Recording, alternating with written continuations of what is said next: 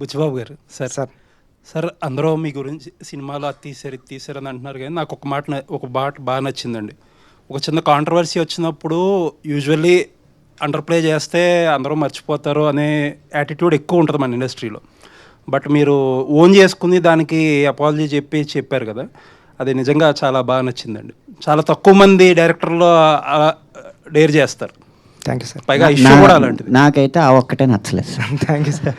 Thank you sir. కారణం ఏంటంటే ఒక పాత్ర ఒకలాగా ప్రవర్తిస్తుంది అనేది అది దర్శకుడు ఊహ, ఆ ఊహతో చేసింది. అంటే ఇక్కడ ఇంగ్లీష్ మాట్లాడగలిగినోడు గొప్పోడు, పిహెచ్డీలు పట్టభద్రులు వాళ్ళు ఆలోచన విధానమే సరైంది అన్నది ఎక్కువైపోవడం వల్ల ఎవరైతే సోషల్ మీడియాలో వోకల్గా ఉన్నారో, ఎవరైతే మాట్లాడి పదాలు గుమ్మనించి చేస్తున్నారో వాళ్ళ అభిప్రాయం రుద్దబడి ప్రభావితం అవడం తప్ప, ఒక దర్శకుడికి ఒక పాత్ర ఇలా ప్రవర్తిస్తుంది అనే స్వేచ్ఛ కూడా ఇవ్వకపోతే మనం సృజనాత్మకతకి ఏం చేసినట్టు?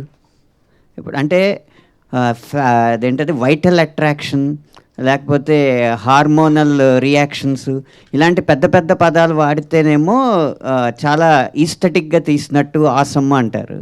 అదే ముట్టేస్తానని వాడి ట్రైబ్ భాష వాడి మాట్లాడితేనేమో ఇది వల్గారిటీ అంటారు, ఆబ్జెక్టిఫికేషన్ అంటారు. ఇవన్నీ చేస్తే ఇంక సృజనాత్మకతను తొక్కినట్టేనండి ఆ విషయంలో.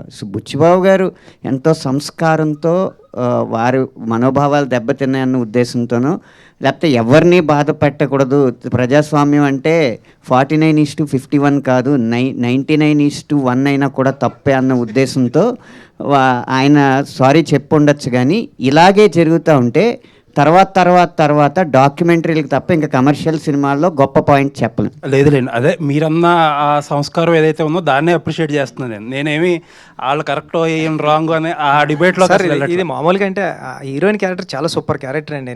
నేను రాసుకున్నది అయితే అది 2-3 సీన్లు లేకపోవడం వల్ల.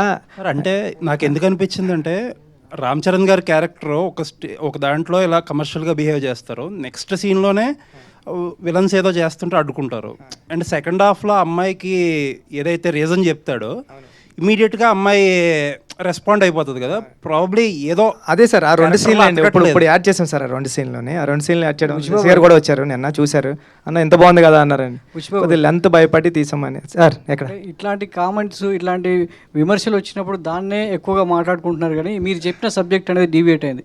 సో క్రీడాకారుల కోసం తీసింది, దేశం క్రీడాకారులను ప్రోత్సహించాలి, ఒకప్పుడు ఇలా ఉండేది ఇప్పుడు మారింది అనే సబ్జెక్టు డైవర్ట్ అయిపోవడం ఒక దర్శకుడిగా మీకు ఎలాంటి ఫీల్ కలిగించింది? లోటు గురయ్యారు సార్ అంటే డైవర్ట్ అవుతున్నప్పుడు? సార్ అది మీరు అన్నట్టు అనంత్ శ్రీరామ్ గారు అన్నట్టు ఓన్లీ ఒక 5% 4% పీపుల్ మాట్లాడారు అంతే అండి. ఏదైతే మాట్లాడకూడదు ఆ పాయింట్ గురించి మాట్లాడారు అంతే తప్పండి. 95% పీపుల్ అయితే సినిమాలో ఉన్న కంటెంట్ని, నేను బయటికి వెళ్తుంటే ఇప్పుడు చరణ్ గారు సూపర్ యాక్ట్ చేశారని, ఇలాంటి కథలు రావాలని ఏదైతే మేము నమ్మామో అదే నమ్మారండి. ఎడిటింగ్ రూమ్లో నేను చూసి సూపర్ సినిమా తీసేవరా బుచ్చి అని నేను ఏదైతే ఫీల్ అయ్యానో, నేను ఏ థియేటర్కి వెళ్ళినా సరే నాకు అలాంటి రియాక్షన్ ఉంది సార్. చిన్నదే ఇంకెక్కడన్నా ఉంటుందండి. ఒక పెళ్లి జరిగేటప్పుడు కూడా, పెళ్లిలో కూడా అదేదో బాగోలేదంటాడండి ఆవిడ వచ్చి. ఆ చిన్నవి ఉంటాయండి, దాన్ని పట్టించుకుని ముందుకెళ్ళడం మనిషి. పెద్దగాడి క్యారెక్టర్ సార్ నాది. పడిపోయినా సరే విలన్స్ ఉండరండి ఆడికి, వెనకాలకి వెళ్ళి చూడ్డు. విషయం చెప్పట్లేదు.